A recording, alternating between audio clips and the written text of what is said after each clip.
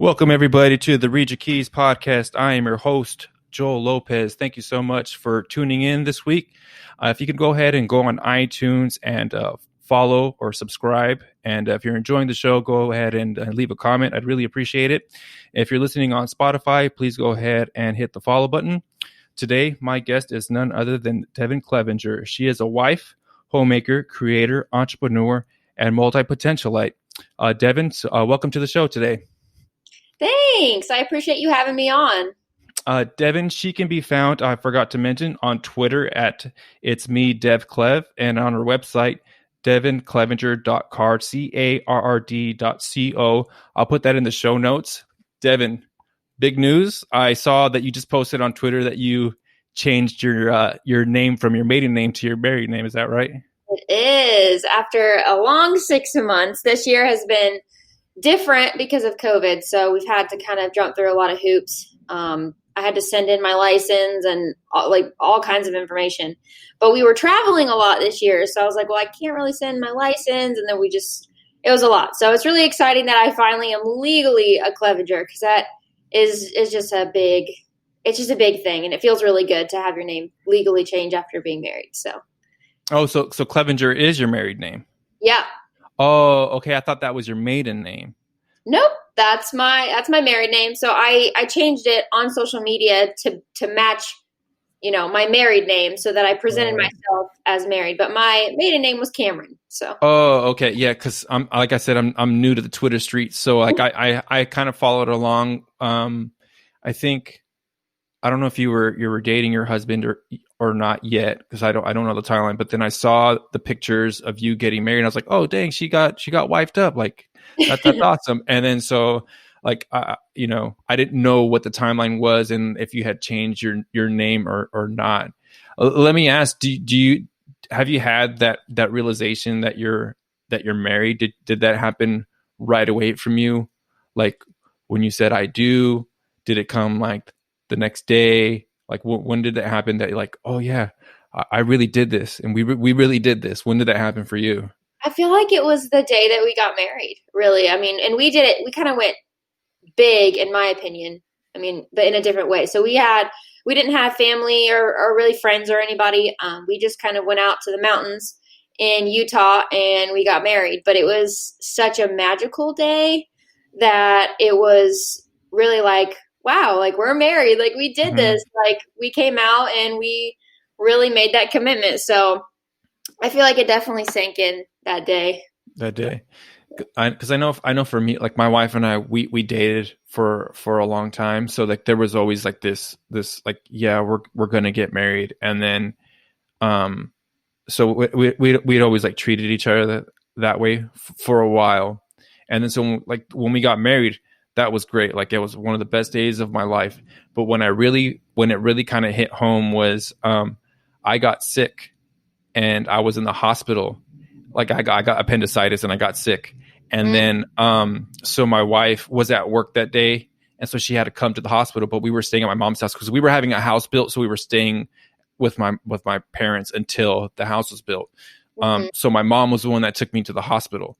And then once my wife came to the hospital, like they started asking like for medical questions, and it was like at that time it was like, no, you don't ask my mom those questions, you ask my wife those questions. Yeah. And that was like, oh yeah, they say it's like it's just a piece of paper, but it's like, no, it's not just a piece of paper. There's the responsibility that comes along with it. And that was like I think for us, when it really solidified, like, oh yeah, that's my husband, because I make the life and death decisions now, right? And and you got to kind of deal with it because you're out right now. But that was when it kind of happened for us. Yeah, that's cool. I mean, that's true. I mean, it changes everything. I think for us it helped because our family, especially his family, I mean, they talked about it every single day. They're like, oh, your wife or your husband, or you guys are married now. Like they always use that terminology, and it was just something that was really cherished and celebrated. And I was really blessed by his family, and even mine actually, because I was a little bit unsure of how our families were going to receive it, because for us, it was actually kind of a quick thing. Like we didn't date, several years before getting married. Mm-hmm. We actually started dating in February 15th of this year, and we ended up getting married the end of June. Mm-hmm. So So that's yeah, quick. you guys are moving. Yeah. And so a lot of people don't, understand that, or they look at that and they're like, oh, that is just crazy. Like that Mm-hmm. I would never do that. So I was a little bit concerned, but they just were amazing. I mean, they just welcomed me with nothing but warm arms. It was just instantaneous family, Mm-hmm. and it was amazing. So I was really blessed that we had that support. So How did you guys meet? actually, technically, we met on Twitter. Oh, really? So, yeah. In this past January 5th, and I was living in Kentucky at the time, but on January 5th, one of my best friends, and she was a roommate of mine previously, she and her partner and her infant passed away. She was hit by a semi, Hmm. and they were on their way to church, which is the church that I went to when I lived here in Indiana. And that was really, really tough. And I had, been open about it on Twitter. And I didn't really realize that I'd never really interacted with him, but he reached out to me and he was like, hey, like, I was at church that day. Right there when it happened. And I just wanted to say, like, I'm praying for you. And was just being really sweet. And we chatted for a little bit and then didn't really talk again until he saw that I was coming up to Indiana to see my mom and my sister because they live here in Indiana. And he was like, reached out and was like, hey, I see that you're coming up. Like, would you be interested in me taking you out? Like, would you be willing to make time? And I did. And we've been like attached ever since. So It's a small world. Like you think, like that. So he knew your friend's family, or he just kind of saw what you had posted, and yeah.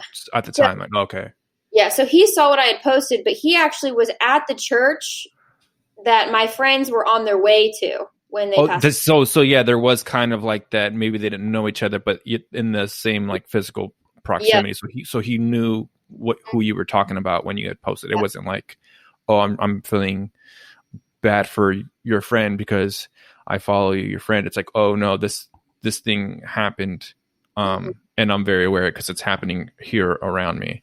Right. Wow. Yeah. Like so I'm a Christian, and but there is this saying in Hebrew that there's no such thing as a coincidence. Mm-hmm. And so like I think of things like this. It's like you can't tell me that is a coincidence, that the man that you ended up marrying, like of all the people on Twitter who said, hey, I'm praying for you, was at the same church that your friend had gone to, because you didn't know him, right? Is that No. right? And you probably wouldn't have known him if this awful thing Right. hadn't happened. So like I don't know, like for me it's like I'm always looking for the way. It's like, hey, where is God's finger Oh yeah.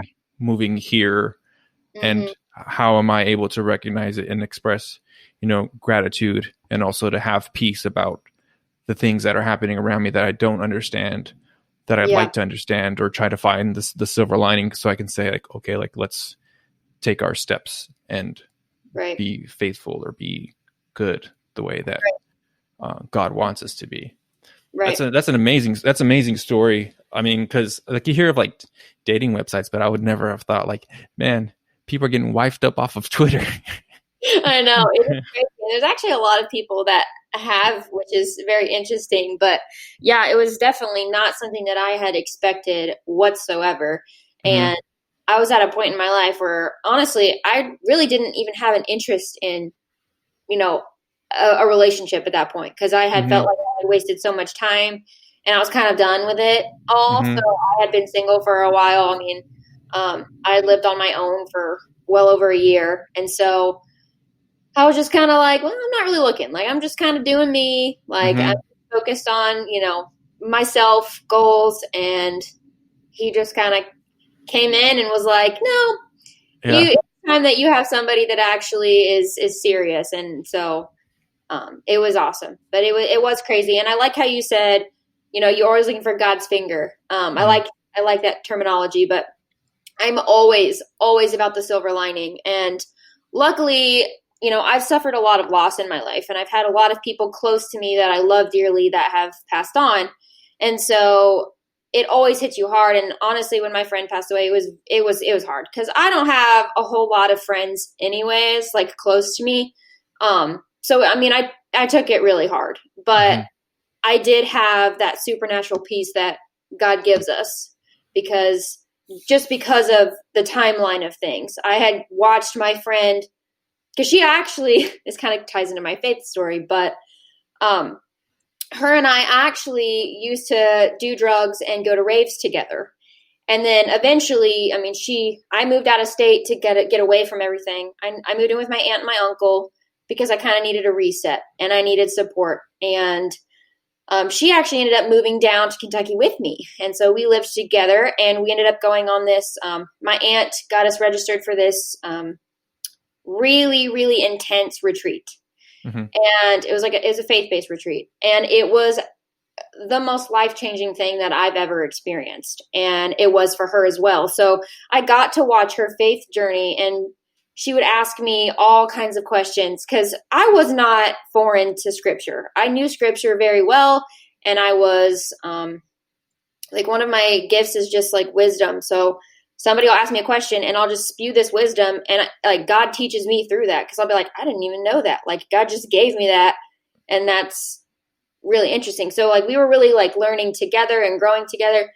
And then, so I had peace over that because I was like, she's no longer here, but it was her time to go. And I know where she is because I know I don't have to worry about that because I know what her relationship was like, and I got to be a big part of that. And so I felt really blessed because of that. And I tried to focus on those things, despite, mourning the loss of somebody that I love. Right. So you had that experience with the retreat, but it sounded like whatever environment you were in, like, so did you grow up like going to church and reading the Bible and having a family that was full of faith, and you kind of went out on your own? Is that kind of how you grew up? So my family, I wouldn't necessarily say was full of faith. My father is a non-believer. A lot of my other family members, they believe, but they don't really, live it out. But my grandfather, my great-grandfather, who was like my father figure, I would go to church with him every Sunday. And so because of him, I had that foundation, and I thank God for him every single day. He is the biggest blessing in my life. He passed away when I was in 6th grade.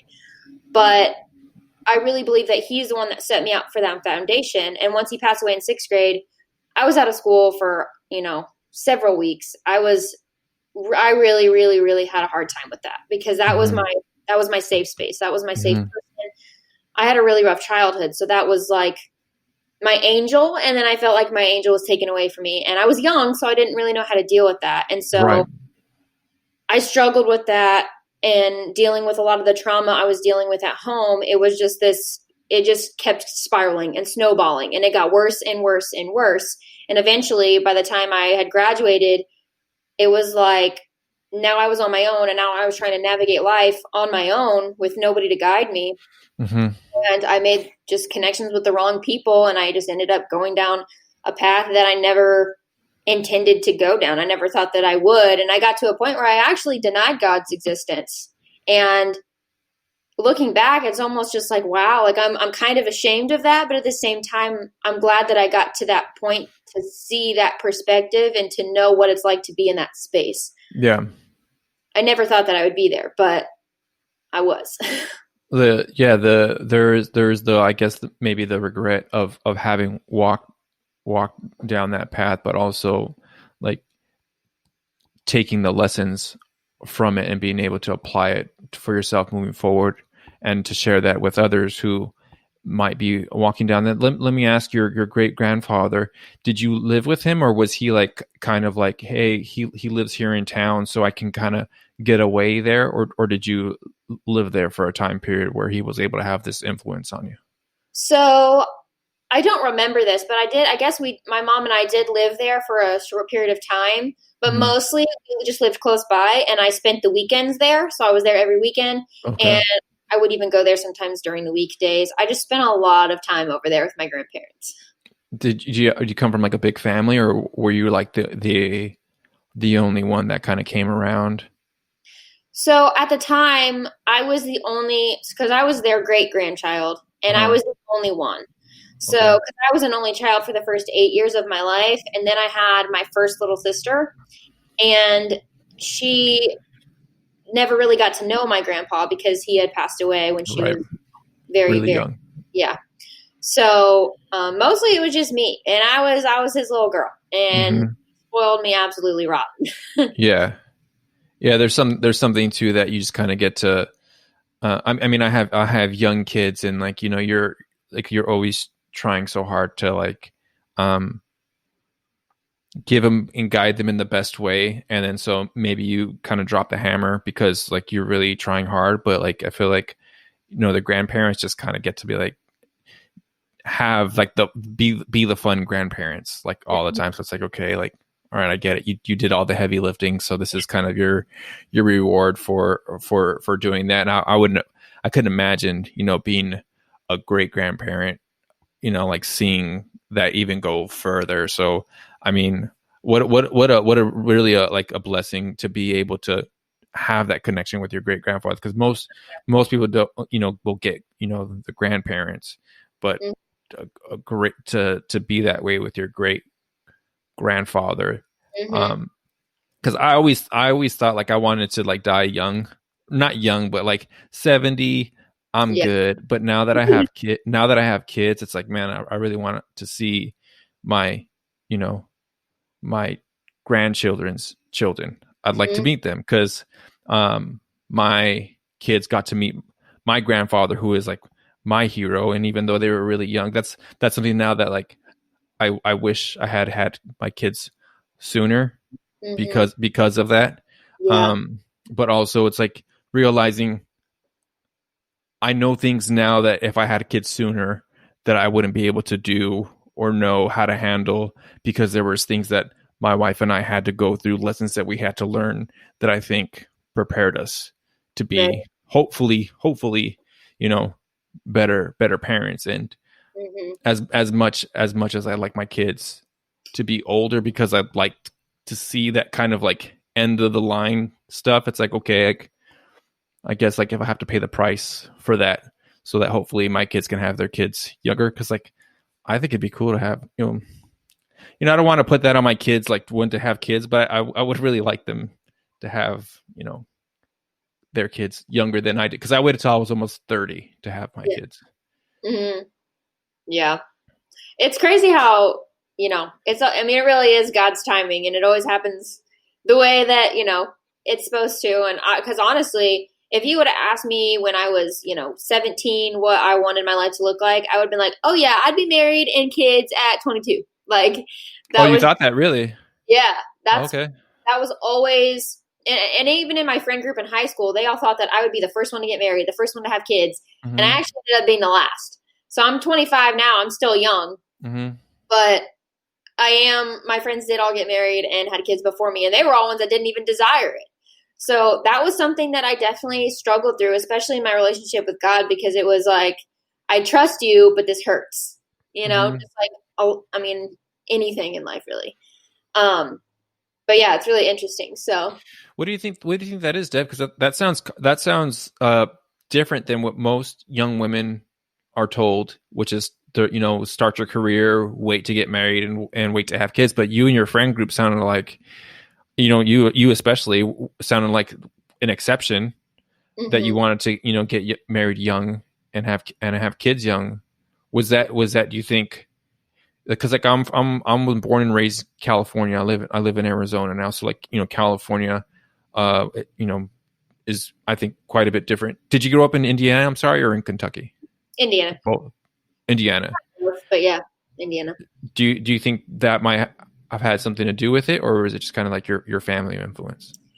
Honestly, I think what it was is that I had always desired the God's design for family. So I had always desired to have, a mother and father that were active and present and loving in my life. And I just didn't have that. And that's not to say anything bad about my parents. I mean, they're, they're living their own lives and they're doing the best that they could. But that's something that I always wanted and I didn't have. And I had a really hard time, especially, in my preteen and teenage years, because there was just so much trauma that was happening in my life. And so I had just wanted, because I knew the Lord and I knew his design for marriage and family, and I knew that it was possible because I had seen other people that had it, and I wanted to create that for myself. I was like, I'm ready to stop. I mean, most of my life I've been aware and I've wanted to stop the generational cycle of my family. Mm-hmm. This is not how I wanted to live my life. This is not how I wanted to do things. And so I knew that I wanted to do things differently. And so for me, that looked like I did want to get married and I wanted to have a happy, healthy marriage that was one and done. Mm-hmm. I wanted to be married for life. I wanted to have kids and raise them and love them and just grow a big family. Like I just always wanted that. And I had a pretty small family. There wasn't a whole lot of us. And honestly, everybody pretty much can't stand one another. We don't get together for, we never got together for family Christmases or things like mm-hmm. that. Holidays were very difficult for me, especially after my grandpa died, because he was kind of the glue mm-hmm. that everybody came together. And even though nobody liked each other, they would still come. Yeah. And then he passed away and everybody was kind of like, well, screw you. Yeah. The meeting place that was the kind of the neutral or common ground was no longer there. So everybody kind of goes their separate ways, which is unfortunate. But that's the way that it happens sometimes. So, your grandfather is, a pretty big influence, and, was it just that your boat was rocked so much, from that it was this big disconnect now, because there's no family, right? There's no safe space. So then you start getting into the wrong crowds. Is that kind of what happened? Because it's like, there's not really a high level of acceptance in those, or there is a high level of acceptance in those crowds as long as you're kind of doing what they're doing, right? So it's like, if you're doing what we're doing, then, and you're paying for, whatever we're doing too, then yeah, come along. Is that kind of what happened for you? Yeah, it was, well, that's a good question. It's kind of hard to pinpoint one specific thing. It was just kind of like, after I did lose my grandpa, it was like, I really no longer had a role model. I didn't. I mean, mm-hmm. He was the only person that actually was intentional with me and poured into me and guided me. And so like, I didn't have that anymore. And the only other person in my life that really was, who also did that, was my aunt, and she lived in Kentucky. Mm-hmm. However, there's kind of sibling rivalry between her and my mom. So my mom for a long time didn't let me see her. Sometimes she would, but you just never, it wasn't consistent. It was like sometimes she would be feeling nice and would let me go. Most of the time she would be like, no. So that was really hard. So I didn't get to see her, which is why I ended up moving down with her, because I desperately needed that guidance, that, somebody to really just hold my hand. Yeah. Really what I needed, because I didn't really have anybody. And so I think because I was so depressed, and for a long time, especially my teenage years, I was so suicidal. I mean, I just had no desire to live. I didn't. I didn't want to be here. I just didn't feel joy ever. I felt just trapped under the weight of the world. And I was a kid, so I had no control over it. I was stuck. Yeah. And so feeling so helpless, I didn't want to live. So it was just finding things to numb that, essentially. That's what it was. And I looked for comfort in all of the wrong places instead of, staying solid. And I didn't really have anybody in my life, especially after my grandpa left, that was reminding me of truth. And I didn't have anybody that was like, I just didn't have that community, and I didn't have that person anymore. So because there was no reaffirming of my faith, and I was kind of on my own, eventually when you try to do things by yourself, I mean, we're not created to do things by ourselves. We're created for a community, and I didn't have that community. So I just kind of crumbled under everything, and I was doing anything that I could to just numb the pain. Mm-hmm. Yeah. And I think that, you know, for women, I mean, I think, you know, all of us, yeah, but I think it's, you know, different for women because there's just, you know, so much more vulnerable, you know, to men who want to take advantage of a vulnerable woman. But there is that need for acceptance that I think is even higher.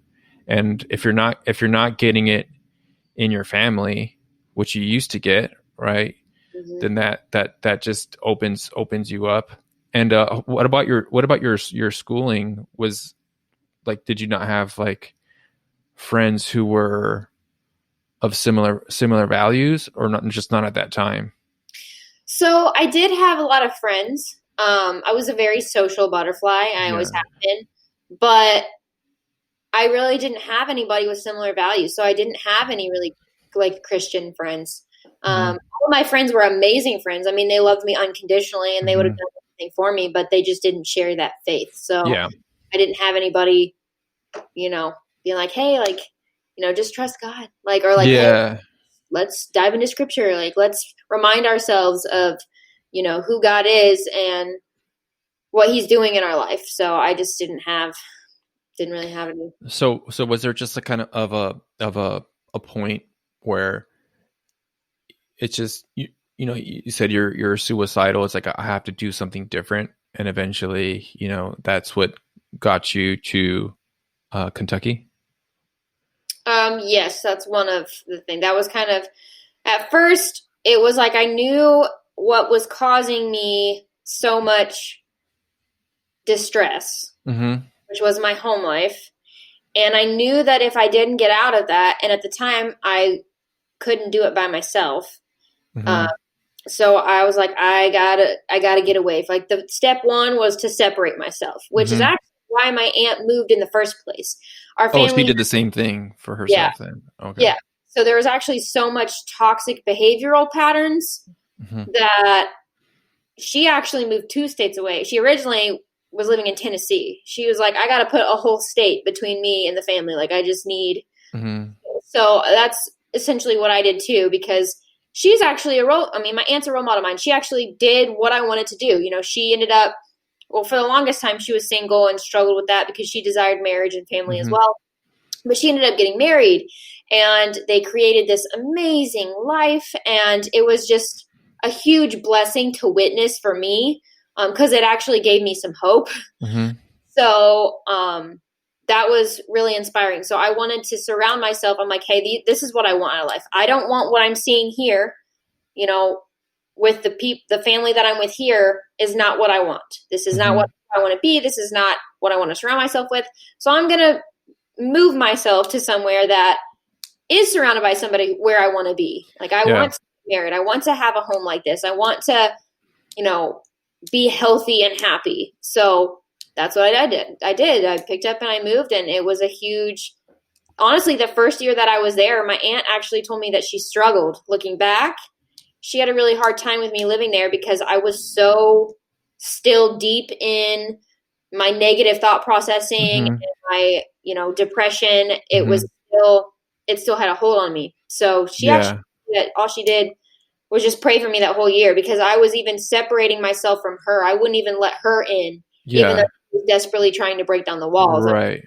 No, that's interesting, because I guess, you know, you have your home now with your husband. You create an environment, and you know, if things are going well, I feel like everybody's kind of operating on the same set of values, same kind of wavelength. We're all, you know, generally, you know, positive people, or, you know, whatever it is. Like, if somebody comes in and it's the opposite, you know, in this instance, you're, you know, depressed and suicidal, like, that's going to have an effect on the household. But also, kudos to her for not saying, hey, you need to get out of here.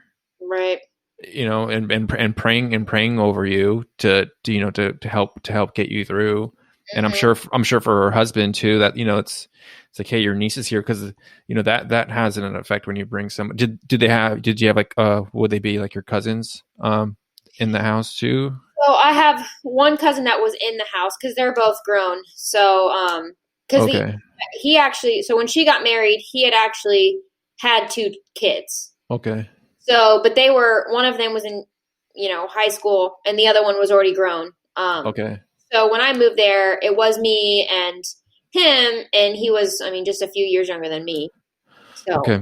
but And how old were you when you made the move? I was 20, and then I was there. I ended up moving twice because I moved there, I came back, and I moved. So I was there the year of my 20 and 21, and then Uh-huh. I moved back when I was, let's see, 20, almost 24. And Okay. I thought I was going to stay there for good, but then I ended up Yeah. meeting Jamie, so now He I'm got here. he got wifed up. So And then, so I mean, that's so you're there with your aunt, and then kudos to you, because just is she the one that kind of brought up the retreat to you, to like, hey, you should really oh go yeah. to this? Hmm. Were you open to it, or were you kind of like, you know what, because you can be in your dark place, and it sounds like you're reaching out, but there's still a part that there might be some pride or resistance to changing, because it takes a lot to kind of let go of old mindsets. Yeah, um it does. so was that something that you were like, hey, I'm gonna trust her to go and do this thing? Because Mhm. I don't think people give enough credit for those steps of Yeah. like, because some people be like, oh, you went to a retreat, like, no big deal. But like, I've gone to retreats where people are like totally resistant, and the people who need it are resisting going to do these things. So there was no resistance on your end. You're like, yeah, I better get myself over to this place, because Yeah, I kind of knew, and like I said at this point, my friend was living there with me, and we had actually started sparking up this conversation, because me, her, and my aunt would sit on.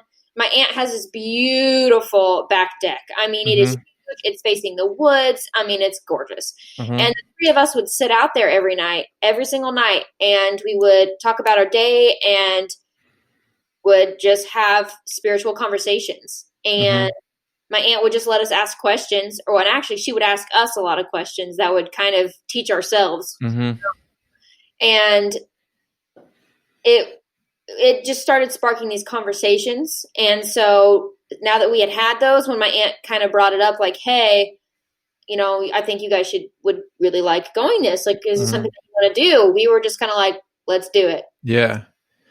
So it sounds like there was a level of trust in you. It wasn't like, you think of somebody coming in who's having issues. It's like, okay, you need to go to this place over here because they're gonna fix you or whatever. It's like, no, this was the outgrowth of her listening to you and dialoguing also with your friend, and you guys able to, like you said, self-diagnose because of her line of questioning. I mean, she sounds really wise. So you're like, really, she really does. She Um, is. you mentioned the beauty of the location where she lived. Was that a contrast from where you had come from? Oh, yeah. I Yeah. mean, where I came from, it was nothing but constant chaos. And Mm-hmm. there was no like nature anywhere around me. And so moving out to, the hills of Kentucky, where my backyard is just nothing but deer and trees and Mm-hmm. hummingbirds. And it was, it was beautiful. And I sat Mm-hmm. outside every night, and I just being around my aunt, who is all wise. She's like the old, like, wise owl. Like, that's just like how I vision her. But in the way that she chooses to handle situations, and she's kind of like, she's very soft in her approach. She's very gentle, Mm-hmm. but also very firm. Like, Mm-hmm. this is how Yeah. it is. And, she's a facts over feelings kind of person. Uh-huh. I love that because that's kind of how I've developed into who I am today. but yeah, it definitely was a huge, I mean, contrast. I didn't even know what peace was. And then I moved there and I finally got to experience a peaceful life. Mm-hmm. And it was just like, this is what I want for my life. And I will Mm-hmm. do whatever it takes to make sure that I consistently make sure that this is my life. And I will remove anything that is taking away my peace. Let me ask, because I think this kind of you're a very creative person. Were you always a creative person from like, is that something that's kind of built in you? Yeah, I've heard. Because I want to ask, like, going from where you were, like, what did it do for you creatively to go from your old environment to this to the new environment where you were experiencing peace, and it sounds like beauty all around you for your creative processes or your actual creations. Mm-hmm. So living with my aunt, definitely I started being more creative. And then eventually when I lived there with her, we had a goal. Like she was like, okay, you can stay here for a year and the goal is to get your own place. Like you need to be, I want to see you making moves. I want to see you being responsible because this is not like you're an adult. You don't get to just Mm-hmm. stay here and, Mm-hmm. not do anything. Right. So I eventually did get my own apartment. And that was a huge milestone for me. I mean, I couldn't even believe that it was something that I was doing. I was really excited about it. But when I had my own apartment, I started just making, like, I had all this, like, quiet time. I was by myself every day. And Mm-hmm. so I was making all this art. And I started my own little art business online. And for the longest time, I was selling jewelry and these really cool pendants. And, that really just gave me so much like motivation and like inspiration. And I feel like that was the beginning of like the hustle mentality in me Mm-hmm. and really just kind of was a start of inspiring myself. Like, hey, I can literally do anything. Like if I can provide for myself and I don't have to rely on anybody, like I can do anything. Mm-hmm. So that was huge for me because I mean, most of my life I felt like I had no control over anything Yeah. that I couldn't make my own destiny. And when I felt like I could, it was a game changer. Well, which is kind of true in a sense when you're a kid and you're under someone else's house, right? Like you don't get to decide, what food you eat, where you go to school, having to go to school. You don't have those choices. Right. And so, you being able to experience that, I feel like that's such a game changer. Like, I've had a few talks with David Headmaster because he was homeschooled, and that was something that we had discussed because like I'm raising my kids and we're homeschooling our kids, and because I want them to have that sense of being able to make their choices. And my daughter actually, like, I think it was like last summer, they made lemonade and they sold it in the front of the house, and like that was exciting for them, and I was like proud dad moment. But then like a few weeks ago, she's very crafty, kind of like you. She makes like little jewelry and stuff. And her and her little friend made like a little bunch of jewelry, and then they sold it in front of the house too. And so she called it Craftoria or Craftopia. I always get the name wrong. But then she came to me like last week, and she was like, "Daddy, can we go to the park and sell the stuff at the park?" And I'm like, "All right, sweet. Like this is exact because I do want them to have that sense of that they have the power of choice, because that's, I think, something that we all have, even I think when it doesn't seem like we do have it, right? Because like I don't think everybody sees this, but like you can't control if you're going to go to school or not. Like, because if you don't go to school, then you're going to get in trouble for doing that. So there's you do have control, but you don't. But you do get to choose your attitude about going to school. Like you do get to choose those things. And so being able to recognize what are the things that I can control, and one of the things I can control all the time is my attitude, whether I like what I'm doing or not. I can control if I'm going to have a good attitude about it. And that's something that my wife and I really, really want to instill in our kids young. And I think when you're able to do something like what you do, it's like you've kind of the physical manifestation or the monetary manifestation of that. It's just like, oh, like I kind of do have like this superpower of being Mhm. able to create and take care of myself. Right. It is. And that's awesome. I absolutely love hearing that your little ones are like so creative and like, Yeah. making their own little, that's amazing. That's so awesome to hear. And the fact that you're allowing them to do that is fantastic.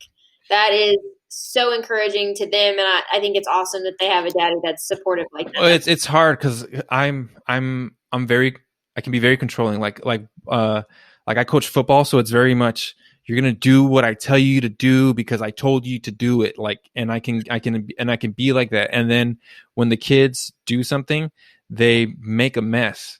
And so like when you want to give them the opportunity to do these things, like there's like you can see like this is where we homeschool.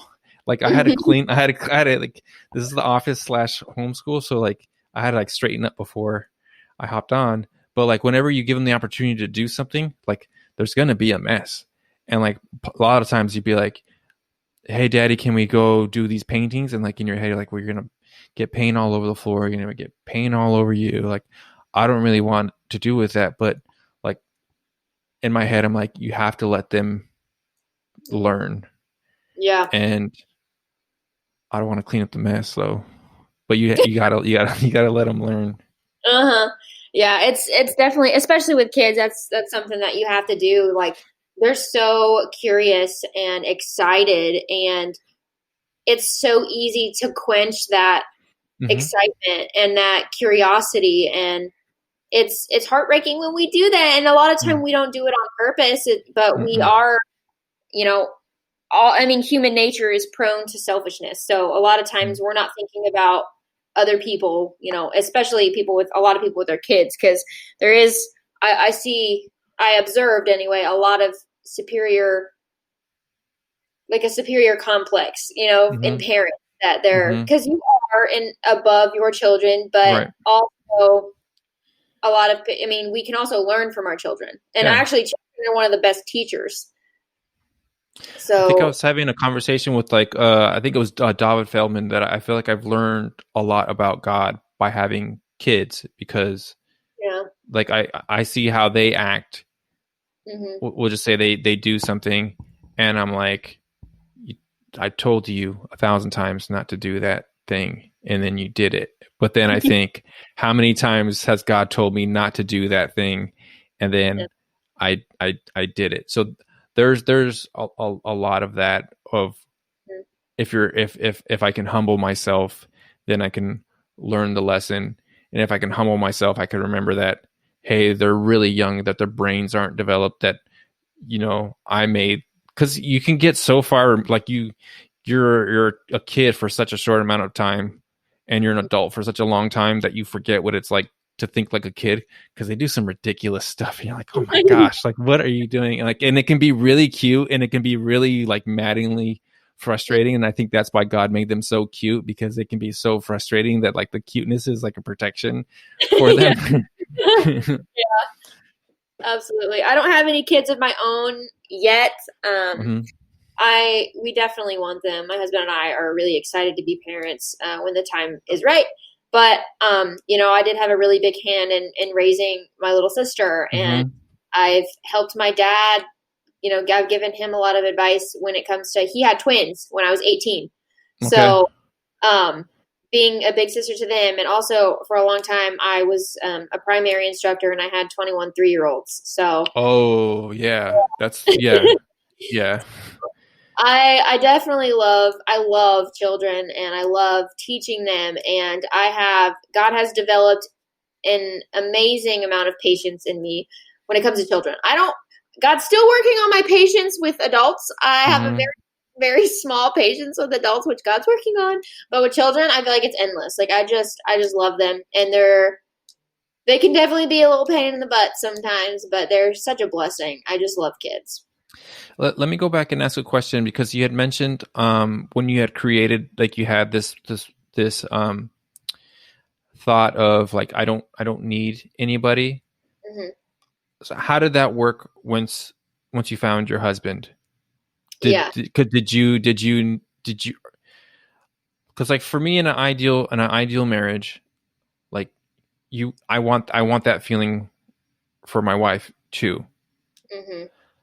But also like when there's time to make a decision, like, hey, I'm gonna need you to follow me Mm-hmm. in this instance to like, because I'm the head of the household. Like she Right. knows it, I know it, but I'm not trying to quench her in any way. But Right.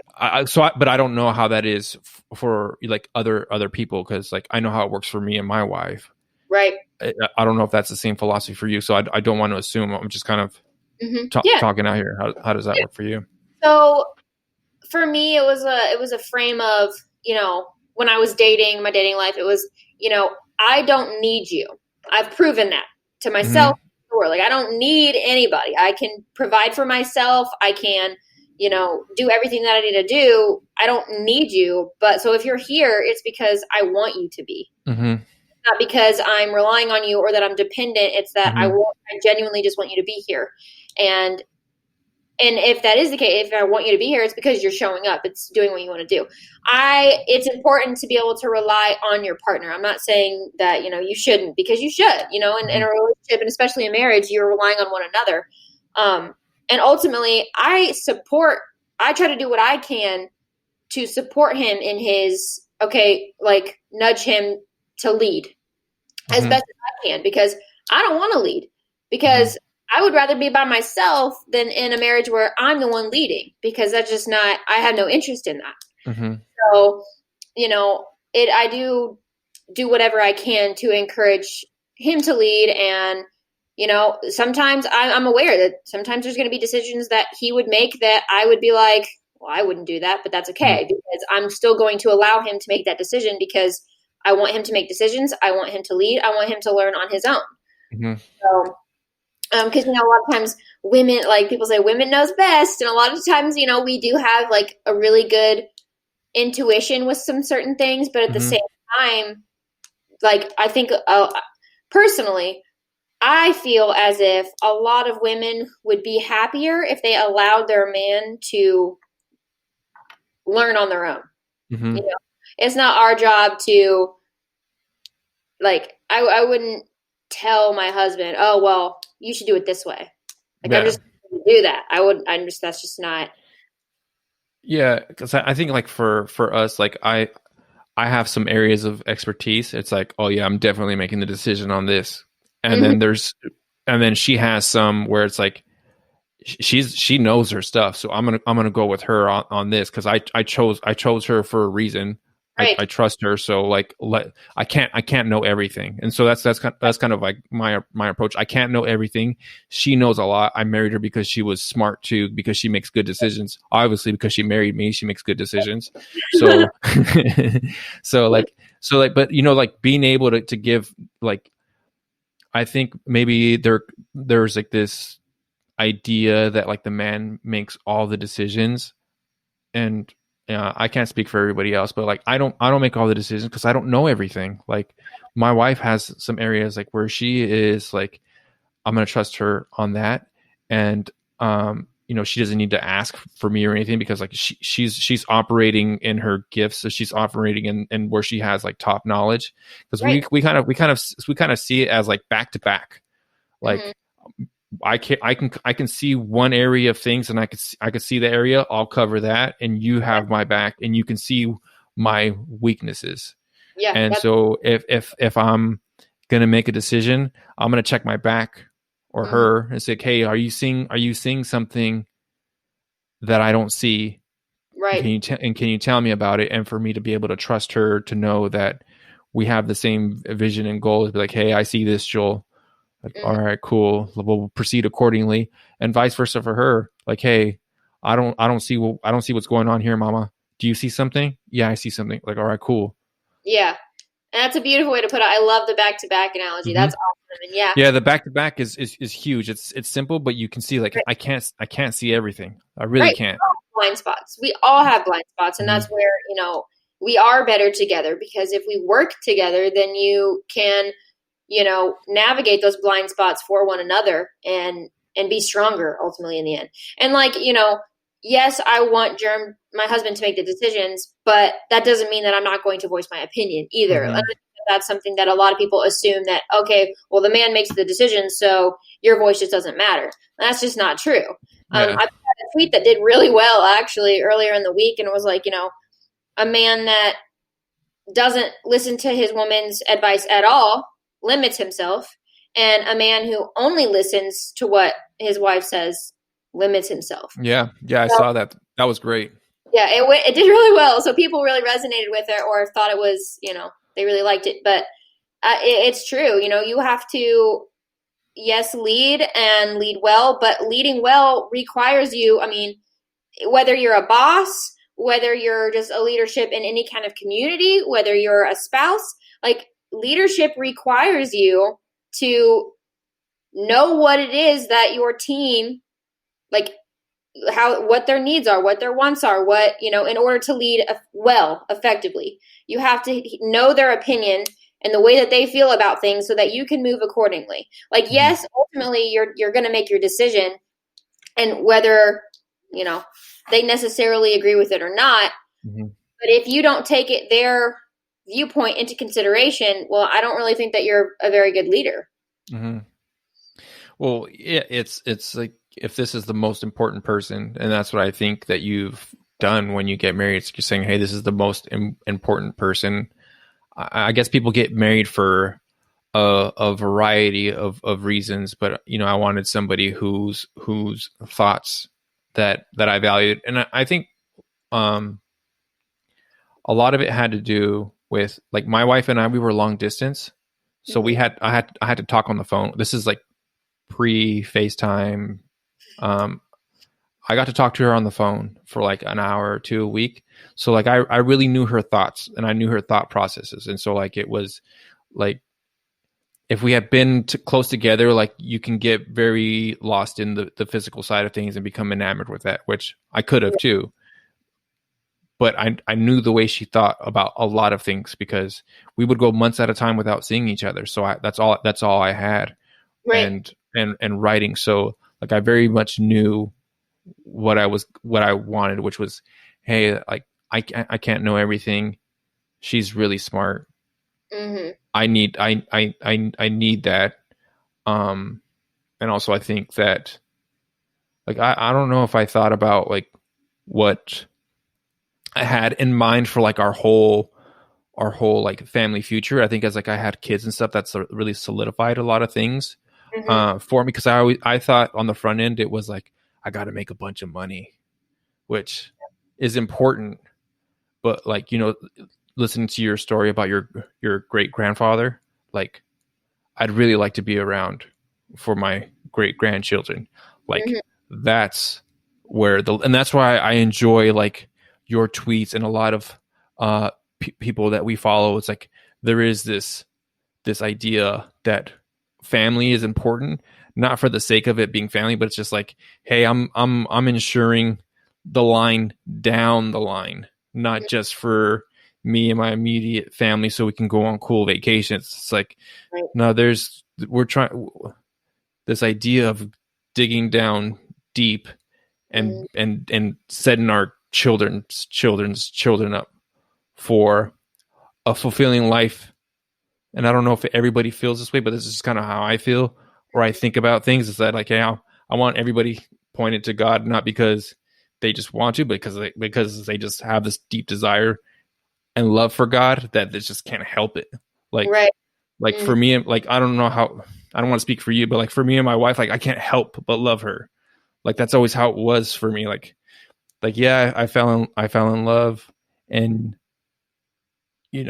life storms kind of come at you, but I can't help it.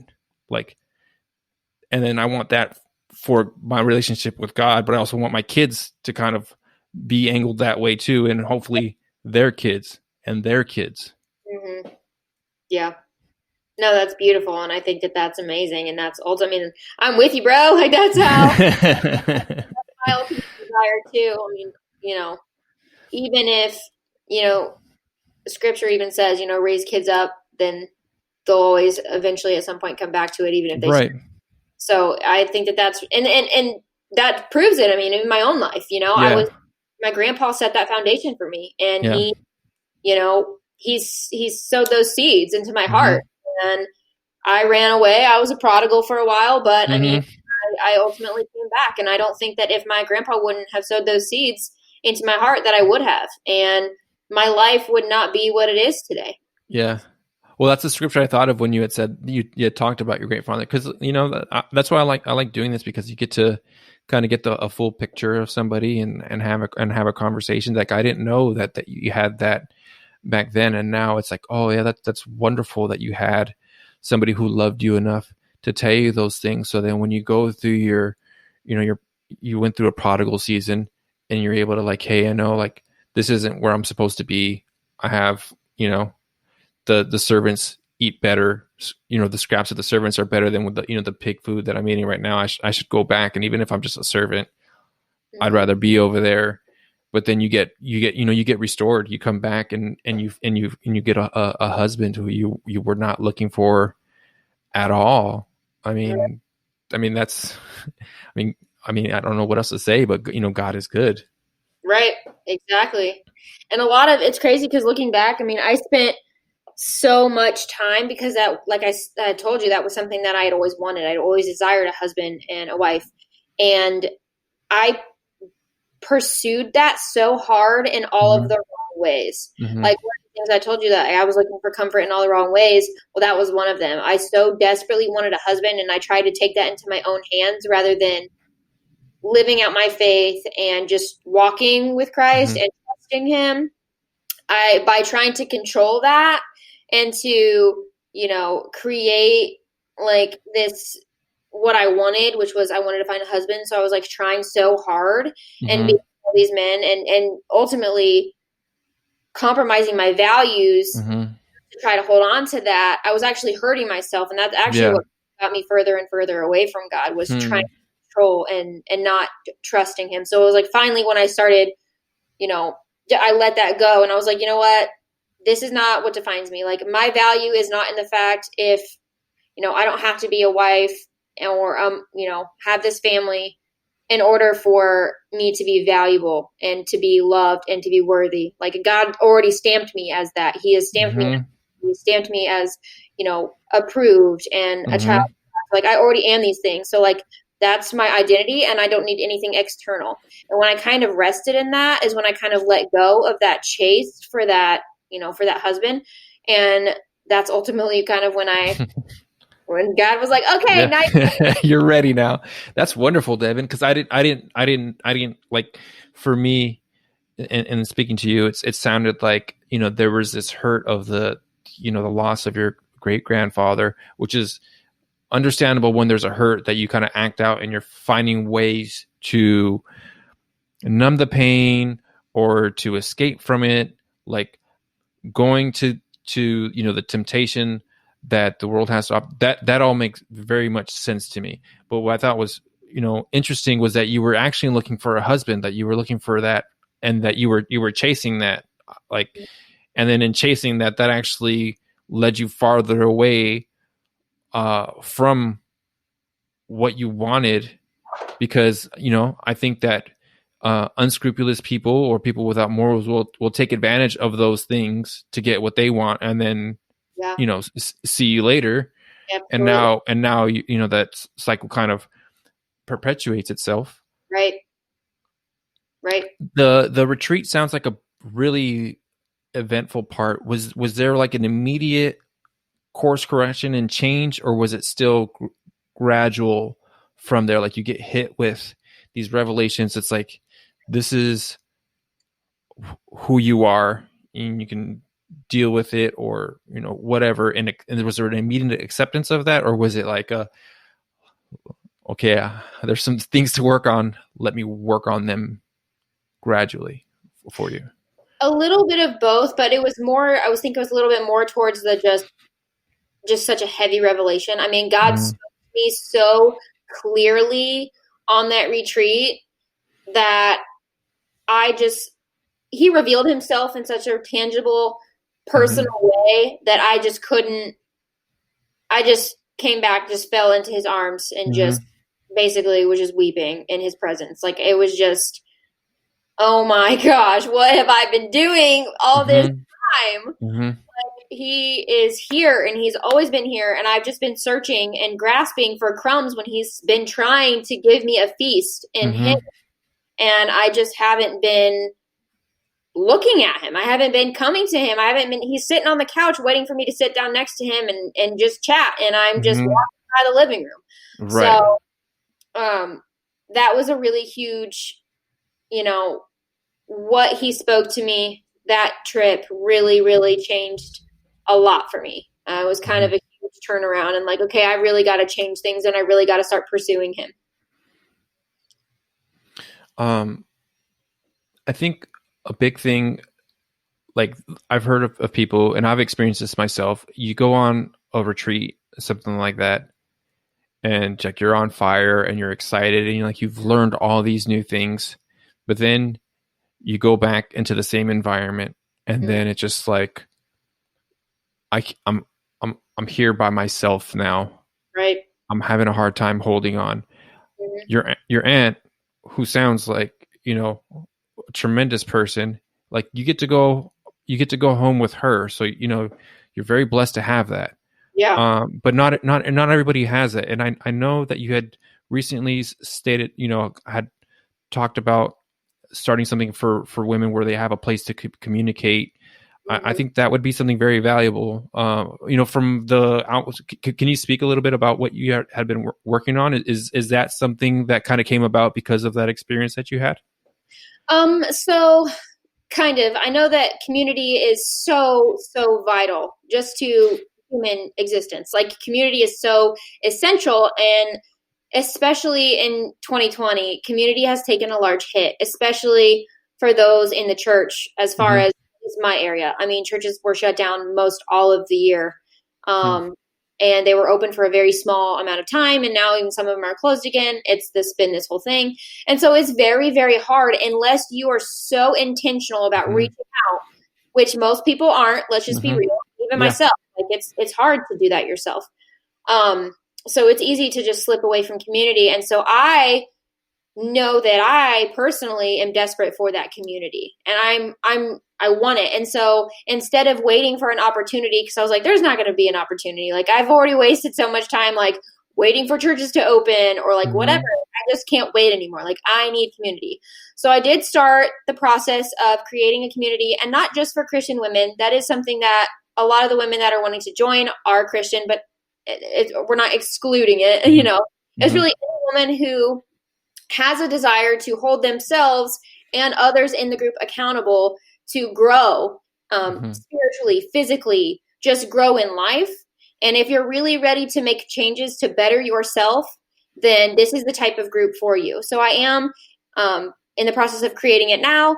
I've already set the foundation. I've put a lot together. I'm getting the ball rolling. So within the next couple months, I'll definitely have it out for anybody to join if they would like. And it's going to be similar to Zach Small's Fraternity of Excellence. If anybody has any awareness of that, it's going to be kind of similar to that, but more of like a female version. So it's going to be structured very similarly. So we will be doing, daily chats on a specific software. I'm going to be doing bi-weekly or twice a week. We're going to be doing Zoom calls. And then also my goal for the future is to be able to do kind of like a retreat, or just like we all go together and we go, in the mountains for a few days, and we all just kind of decompress and we build those real life relationships. And I'm really excited about it. And if it's something that anybody's interested in, just reach out to me, send me a message. And we can definitely get connected and get you started. I've been making phone calls literally all day. Like today I have 8 phone calls with people. It's been crazy. Like, the responses have been nuts. So this is definitely something that women are desperate for and they need, because I'm literally spending, yesterday all day on phone calls, today all day on phone calls. The whole week has been like that for me. So, it's really exciting, and I'm excited to see what God's going to do in this, because I'm trying to not make it about me. It's something much bigger than that. Yeah. I think if you had told me last year, like, hey man, you're gonna be making friends with people on Twitter, I'm like, you sound like a square, man. Like because like I'm like when like Twitter and like Facebook and everything came out, like I was already grown, paying my mortgage and stuff like that. So like this is all very, very new to me. But like at my church, the church I used to go to, like I didn't feel like there were people who were like me or and my wife. And when the churches shut down, they shut down here too in Arizona. Like I'm like, I need to get to church. Like this is very, it's very important to me. It's been very important to me. And like we had gone to conferences and it was great because it was like you felt like you were around people who had the same energy, who wanted to, like what your group is for women. Like it's very exciting to be around people like that because it's like, oh, I got to get my stuff together because this person got their stuff together, or they're working on something too, and I want to work on something too. And it's exciting to hear that my friend is making more money, or that their marriage was struggling, and now it's like, hey man, they can't keep their hands off each other. That's Right. awesome. Yeah. All those things of like, hey, like improving, and I think reaching for what God has for you. Like Hmm. that, I guess if that's the way to put it, like Right. that's what I want. And I want to be around people that are like that because that's contagious. Like Right. I see Tyler Tote, like he's exercising and he's going on hot dates with his wife. It's like, oh dang, like I want to go on hot dates with my wife. Like he said something about like leaving the rings at the house and then hollering at his wife at the bar. I was like, dang, that sounds tight. Like that, like those are like, these are great. Like all these ideas are like, oh, they're very much invigorating. Right. um but with the platform that you're producing, like you're able to do that for people all over the country, all over the world possibly. Like that is really exciting, Yeah. and it's a whole new world now. Hmm. Yeah. Well, it's been amazing, and I just tweeted the other day also about you know my aunt always the one thing that my aunt's always told me is that if if God's creating a path for you, you're gonna know because the doors are just gonna open just Hmm. seamlessly. Like, and that's where doors are opening, that's where God is, and all you got to do Hmm. is walk, like just walk through Hmm. it. And Hmm. so that's been something that's happening with this. And so I'll be completely transparent with you. I'm gonna be real. I'm kind of terrified of it because Yeah. like, am I really the person to Hmm. do this? Like, Hmm. am I qualified for this? But Hmm. I'm a big believer in if God calls you to it, He's gonna walk you through it. And Hmm. I don't feel qualified. I don't feel like this is something that you know, I am scared of it. It does scare Hmm. me. That's why I'm doing it because I do feel Good. like it's something that the doors have just opened seamlessly. And, I put something out there and Zach actually reached out to me and called me for an hour to just pour into me. And that was so Nice. amazing and inspiring and encouraging. And so it's something that I'm like, okay, these things are happening. And so I need to listen and I need Hmm. to pay attention and I just need to walk. And I need to Yeah. just trust that God's going to do something with this that's way bigger than me or that anything that I could imagine. Outstanding. I mean, some people think the Bible is outdated, but I always think like what you're saying, you don't feel qualified. It's like Moses felt like he wasn't qualified. He said, I don't have I stutter when I speak, send my brother instead. It's like, nope, you're the one. And so, you know, I don't think you have to be qualified. You just have to be willing. And I heard something so cool because like for me, this podcast was like I'm a really private person. Like I'm very private. I don't share very much. Like this is probably the most that I share with people, especially people that I don't really know. But I Mm-hmm. always had this idea that I wanted to do this. But I heard when God gives you the vision, He'll also give you the provision. Yeah. And that was a hang up for me. It was like, oh, I don't have the money to do this thing that you're telling me that I have this idea in my head, but Mm. it's the faith walk. Like, Right. all right, It is. let's buckle up, baby. Step out of the boat. Like, I don't want to.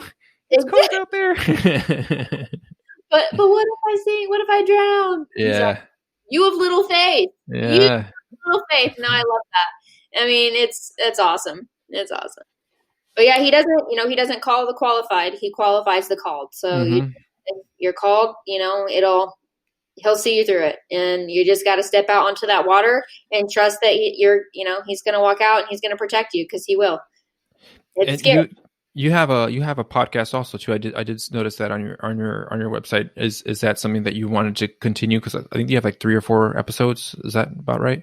I only have a few, and honestly, I have been trying to give myself grace because that's something that I wanted to be really consistent with, and I just kind of have been all over the place Mm-hmm. because I just haven't had any direction, and I've kind of just been like overwhelmed with a lot of stuff. But it is something that I do plan on continuing doing. It's something that I enjoy doing because I Mm-hmm. like, having conversations with people and offering Yeah. a platform. And I think that it probably will take a twist, especially me doing what I'm doing now with Yeah. called the Circle of Grace is what. Mm-hmm. Oh, that's beautiful. Thank That you. really is. That really is. Dean Abbott on Twitter actually helped me with that name, so I'm not going to take full credit. He definitely came up with that name. Who did it? Dean Abbott. Oh, yeah, that is beautiful though. It's I was really glad because I had to crowdsource because I was struggling with what I wanted to call it, and Huh? he suggested that, and I was like, "That's it, That's brother." it. No, that So really is outstanding. That's beautiful. thank you. I'm Yeah. really excited about it. I really think that God's going to do awesome things with this group, and I think that it's going to be really good to have this type of community and support from Mm-hmm. fellow women. So I'm really excited. Yeah, I think with the churches shutting down, this is me personally. I think they should be open. That's my personal opinion. Like I think it matters that much. But the ones that have shut down, I think the ones that are open will will prosper. But I Mm-hmm. also think that uh, for people, like what you're doing, um, it's opening up that the church isn't confined to the 4 walls. And I Right. think I think that you know with everything that's gone on, like I have my opinions about that, but I'm looking for the silver lines. Like I think people are now understanding that you can't just be limiting your faith to going to the building. You Right. you you have to take other places because there's other people who are now missing out and who are craving that. Right. And I'm talking to myself here too. Like they need you to step up. Right. Yeah, so kudos to you. The Circle of Great. That is a beautiful name. That is absolutely like that. I know. I pray that there's huge blessings on that because you're talking about women, and I think women are lifted up and raised up in areas that maybe aren't always beneficial to them. But I think that there's just like really a place where women need a place where they can, encourage each other and help each other for their God given design. Right. And I think that's outstanding. I think what Zach does. I don't really know as much as what he does, but I think that's great. That hey, if you're trying to help men be better or anybody be better, like I'm for that. And if it leads people to God, like to me, like I mean that's the goal. But hey, if we're trying to help each other be better, let's just help our little corners of the world. Let's Mm-hmm. just try to clean those up as Right. best as we can.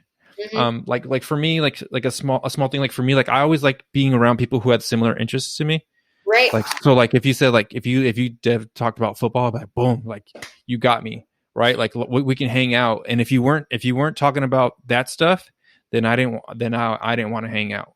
But now Mm-hmm. that I'm older, it's like, hey, if you're being good to your husband is good to you, and if you had kids, then like you're good to your kids.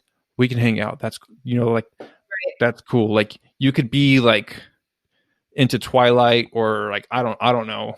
You can be into like whatever Star Yeah. Wars, whatever. Like that's cool, man. Like as long as you don't like badmouth your wife and you treat each other well and you guys love each other, then like I'm cool to hang out. Like Right. that's kind of my approach now. Right. Yeah. As long as you live by, I mean, what are your values? And not so much of, okay, what are your interests, but what are Hmm. your values? And definitely Right. surround yourself with people who have similar values because it's really important. Yeah. I remember early on when my wife and I were married, we had moved, so we were kind of in a place where like we didn't have a lot of friends, but there was this couple that was like kind of showed up, and they were bad mouthing each other. And it's like, I'd rather be alone than hang out with these people. Like, I'm not hanging out with those people. Like, that stuff is contagious. I don't need that. I don't need that energy around me. So like, we'll cut that out, mama. And she was like, yeah, like I didn't feel good with them either. Like, all right, cool. We're good. Yeah. That's exactly how my husband and I are. If we hang out with somebody and their energy is just, you know, if they are being disrespectful to one another, we're like, no, like you gotta. Yeah, like I like joking with people. Like I really like joking with people. Like I'll make fun of somebody, but I don't want to put them down. Like to me, there's a difference. Like you can make fun of me. I'll make fun of other people, but put downs like no, that's a whole different energy. Right. I gotta be really upset if I'm doing something like that. So God forgive me if I do that, but because I can, but but not. To the point where you get your feelings hurt about everything. Like you need to be able to joke around. Yeah. It can't be being nasty to one another or being disrespectful. Like that just is not acceptable behavior. And I don't accept it from people in my, in my own life. I don't accept it from friends or family. And I'm surely not going to accept it from, other couples either. Like, I'm just like, we just won't surround ourselves. Like our feelings, but like, we have expectations for the people that we want to spend a lot of time with. Mm-hmm. All right. I think we're kind of running up on time here. I know you got a few meetings to go to, and so do I. Do you want to go ahead and plug your contact handles, your Twitter, your website stuff? Yeah. So my handle for all social media, I got it all together, the same one. So it's Dev Clev. So it's really easy. That's my Instagram. That's my Twitter. Just pretty much there on everything. If you go to devinclevenger.card.co, you can find links to my podcast, to any affiliate link that I have, which I only endorse things that I really believe in and support. And yeah, there's all my socials are there. Pretty much everything is there. So it's pretty simple to find me. All right. And that's card. That's dot cards, CARRD for those that are listening. And Dev, I'll put this stuff in the show notes so they can see that as well. Dev, I just wanted to say, thank you so much for coming on. It's been a pleasure speaking to you. If you're a woman, you listen to this, and hopefully by the time this comes out or soon afterward, and the Circle of Grace. And again, that's a beautiful name. Like I can't tell you how like outstanding that is. Highly encourage her. Dev is just good people, positive on the timeline, her and the people that she interacts with and the stuff. It's been a blessing to see, the things that you talk about. So again, Dev, thank you so much for hopping on. This is the Read Your Keys podcast. Please go ahead and check us out on iTunes. I think that's the subscribe button. Go ahead and demolish that subscribe button and leave a comment if you're enjoying it. And if you're on Spotify, please follow along. Thank you so much. I'm your host, Joe Lopez. Have a good one.